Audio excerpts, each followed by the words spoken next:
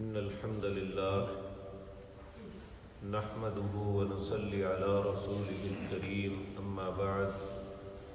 أعوذ بالله السميع العليم من الشيطان الرجيم بسم الله الرحمن الرحيم يا بني إسرائيل اذكروا نعمتي التي أنعمت عليكم وأني فضلتكم على العالمين واتقوا يوما لا تجزي نفس عن نفس شيئا ولا يقبل منها عدل ولا تنفعها شفاعة ولا هم ينصرون.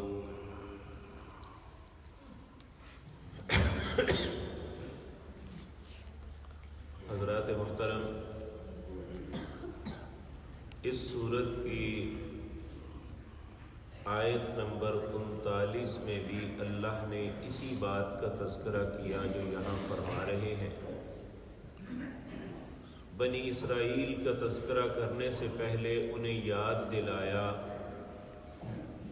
کہ یا بنی اسرائیل اذکروا نعمتی التی انعمت علیکم، اے بنی اسرائیل یاد کرو جو اللہ نے تمہارے اوپر انعامات کیے اور دنیا کی ساری اقوام پہ تمہیں فضیلت دی۔ اس کے بعد 84 آیات ایسی آئی جس کے اندر بنی اسرائیل کے اوپر جو اللہ نے انعام کیے تھے ان کا تذکرہ کیا، اور ان انعامات کے مقابلے میں جو انہوں نے ناشکریاں اللہ رب العزت کے احکامات کا انکار کیا اس کا بھی تذکرہ کیا، اور ان انکار کے مقابلے میں اللہ نے جو انہیں ذلت اور مسکنت دی وہ یہ تھی کہ 84 آیات کے بعد ایک مرتبہ پھر یہی بات یاد دلائی کہ میں نے تمہیں بہت فضیلت دی اور تم پہ بہت احسانات تھے، لیکن تمہارے اندر جو تصورات بنے ہوئے ہیں وہ بالکل غلط ہیں۔ انشاءاللہ وہ تصورات عرض کرنے سے پہلے ہی عرض کر دو، اگلی آیات میں اللہ رب العزت اس ایک واقعے کا تذکرہ کرتے ہیں جو ان کے اور نبی کریم صلی اللہ علیہ وسلم کے مشترک آبا حضرت ابراہیم خلیل اللہ علیہ السلام نے بیت اللہ کو بنانے کے بعد دعا مانگی تھی۔ وہ دعا کیا تھی انشاءاللہ اس کا تذکرہ بھی آئے گا کہ ربنا وابعث فیہم رسول، کہ اے اللہ ان میں وہ رسول مبعوث فرما جس کا وعدہ تم نے کیا ہے۔ اور فطرتی طور پہ یہ ہوا کہ حضرت اسحاق کی اولاد میں سے بنی اسرائیل تھے اور حضرت اسماعیل کی اولاد میں وہ نبی پیدا ہوئے، اور ان سے ان کی بدعمالیوں کی وجہ سے فضیلت چھین کے اللہ نے محمد الرسول اللہ صلی اللہ علیہ وسلم اور ان کی امت کو عطا کر دیا۔ تو یہاں 84 آیات میں ان کی بے اعتدالیوں کا تذکرہ کرنے کے بعد اللہ نے فرمایا یا بنی اسرائیل، اے بنی اسرائیل اذکروا نعمتی، میری نعمتوں کو یاد کرو، التی انعمت علیکم، وہ نعمتیں جو میں نے تم پہ کی تھی، وانی فضلتکم علی العالمین، اور میں نے تم کو فضیلت دی جہان والوں پر۔ اب اگلی آیت بڑی اہم ہے، اس کے متعلق آج ہمارے عقائد بھی بالکل وہی ہیں جو بنی اسرائیل کے تھے۔ آپ پیچھے پڑھائے ہیں، انہوں نے کہا وَقَالُوا لَن تَمَسَّنَا النَّارُ إِلَّا أَيَّامًا مَّعْدُودَاتٍ، ہمیں آگ نہیں چھوئے گی مگر چند دن، یعنی اپنی بے اعتدالیوں کا، اپنی بدماشیوں کا پتہ تھا، اس کے باوجود کہتے تھے کہ ہمیں آگ نہیں چھوئے گی مگر چند دن۔ یہی عقیدہ آج امت مسلمہ کا بنا ہوا ہے۔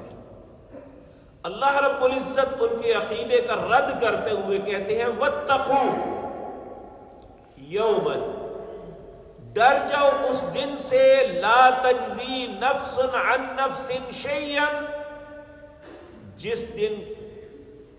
نہیں جزا دی جائے گی کسی نفس کی دوسرے کو، ولا يقبل منها عدل، نہ ہی کوئی بدلہ لیا جائے گا۔ بدلے سے مراد ایک آدمی قتل کے بعد آج قصاص کے بجائے وہ دیت دے دیتا ہے، وہاں دیت کوئی نہیں ہوگی۔ اگر انسان کسی کے ساتھ ظلم کرتا ہے تو اسے کچھ دے دلا کے صلح کر لیتا ہے، قیامت کے دن یہ نہیں ہو سکے گا۔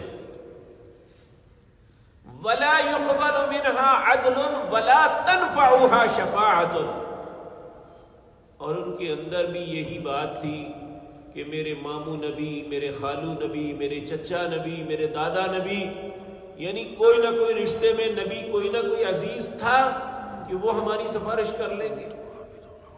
اللہ کہتے ہیں جو شخص بد عمل ہے،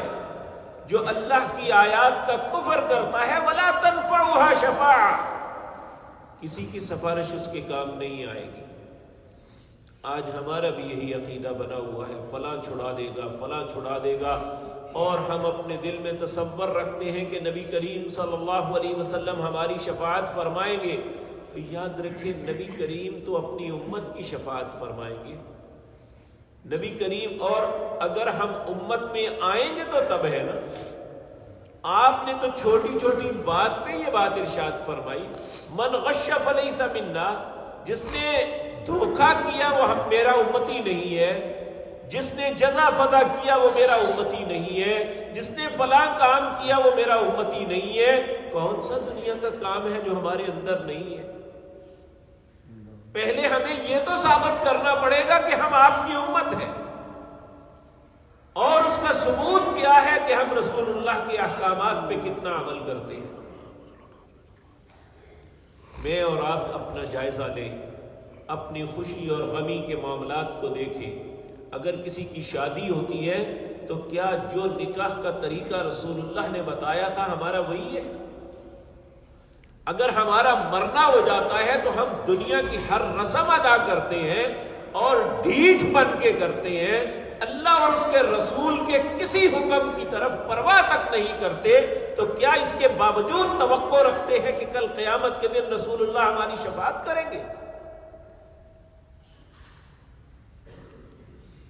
اگر کہا جائے کہ یہ رسول اللہ کی سنت ہے، وہ جی پتہ ساریاں سنتاں نہ سانو، چلو میرے بھائیوں دوسری باتوں کی چھوڑو، انسان کا یہ جسم تو اپنا ہے، ہم سر کے بالوں سے لے کر اپنے قدموں کے ناخنوں تک دیکھیں کہ ہماری کون سی چیز ہے جو رسول اللہ سے میچ کرتی ہے۔ ہر بات میں ہم اپنے نبی کی مخالفت کریں اور توقع رکھیں وہ شفاعت کریں گے۔ تو العیاذ باللہ یہی عقیدہ بنی اسرائیل کا تھا جو انہوں نے اپنے صلحاء، اپنے انبیاء، اپنے بڑوں کے متعلق یہ بنایا ہوا تھا کہ ہم کچھ بھی کر لیں ہماری شفاعت ہو جائے گی، ہم معاف کر دیے جائیں گے۔ تو اللہ رب العزت انہیں سمجھا رہے ہیں وَاتَّقُوا یوماً، ڈرو اس دن سے، لا تجزی نفس عن نفس شیئا، جس دن کوئی نفس کسی نفس کے کام نہیں آئے۔ بلکہ سورۃ عبسہ میں ہم پڑھتے ہیں ہمیشہ، یوم یفر المرء من اخیہ وامہ وابیہ وصاحبتہ وبنیہ لکل امرئ منہم یومئذ شأن یغنیہ۔ یوم یفر المرء من اخیہ، اس دن بھائی بھائی سے بھاگے گا، وامہ وابیہ، ماں اور باپ بھاگیں گے کہ میرا تمہارا کوئی تعلق نہیں، وصاحبتہ وبنیہ، بیوی بھاگ جائے گی